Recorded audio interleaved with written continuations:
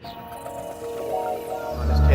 a man on the moon, 8, returning him 7, safely to the 6, Earth. main engine start. Right away, Houston.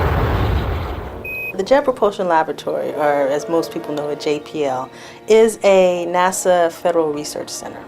So what we do is our prime directive is to search outer space. So we look at Mars, we look at Europa, we're trying to get to Pluto. So we're trying to basically find and discover what's on other planets. What I'm working on is to allow rovers to travel long distances on the surface of Mars. The way the Sojourner worked is that when it came up to a rock during navigation, it would come up to a rock, it'd look at it, and it'd go left or right. Very, very simple logic.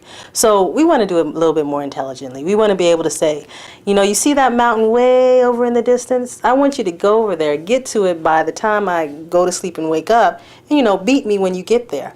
So how can we do that? We have to have the robot think intelligently and be able to navigate by themselves alone on Mars. We use a process called fuzzy logic. And what fuzzy logic is a way that we take words and equate them mathematically so that the robot can understand it. So just like we circumnavigate around basically clutter of rocks, we can enable the robot to basically look at the terrain and decide, oh, that area is a little bit cluttered. Maybe I shouldn't go there. Maybe I'll get stuck. Maybe it's a little bit too difficult. Let me just go around it. Right now we have 6 cameras on the rover. And what we're doing is we're actually trying to look at areas of the terrain.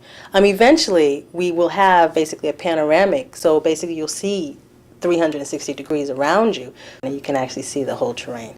Me as a technologist, I come up with algorithms, and I test it on my little Pioneer platform. What I do then is take the software and actually code up my software on these basically Fido or Rocky 8 platforms. What Fido and Rocky 7 or Rocky 8 are, they are basically prototypes, models of what the real flight robotic vehicle looks like. One just happens to be a technology platform, which basically means I'm allowed to touch it and put my software on it and test it and see, does our algorithm work? Can we actually do navigation as we've tested on this prototype vehicle and actually use it on basically a comparable flight vehicle?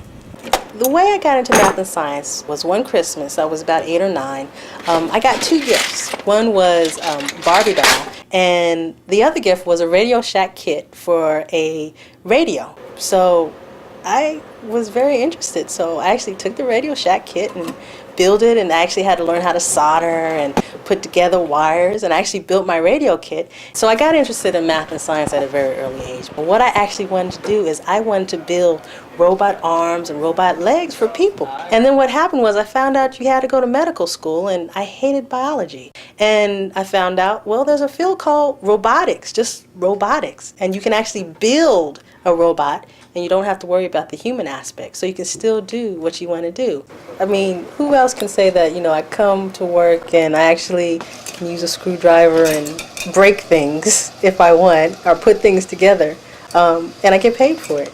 I really like working with what I call them toys.